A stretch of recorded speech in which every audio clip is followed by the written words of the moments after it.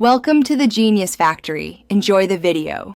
Start by shredding 3 cups of cabbage finely and place it in a large bowl. Squeeze out excess water with a clean towel until mostly dry. Grate 1 medium onion and finely chop 1 green chili. Add to cabbage. Measure 1 cup gram flour and 1 tablespoon rice flour for structure and crispness, and set aside. Add a teaspoon of salt and a 1/4 teaspoon of turmeric to the dry mix.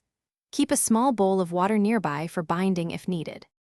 In a mixing bowl, combine 1 cup gram flour and 1 tablespoon rice flour. Add 1 teaspoon salt, then toss with shredded cabbage and onion.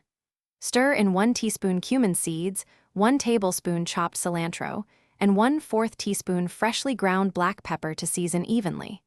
Use 1 to 2 tablespoons water to bring the mixture to a thick, scoopable consistency. It should hold shape when pressed, but not be soupy. Test with a small patty. Adjust seasoning and add 1 teaspoon lemon juice if brightness is needed. Heat oil in a heavy skillet to 350 degrees F or medium-high and prepare for shallow frying. Test with a small pinch to see immediate sizzle. Form 2-inch patties, flatten slightly, and slide carefully into oil. Fry 3 to 4 minutes per side until deep golden brown and crisp.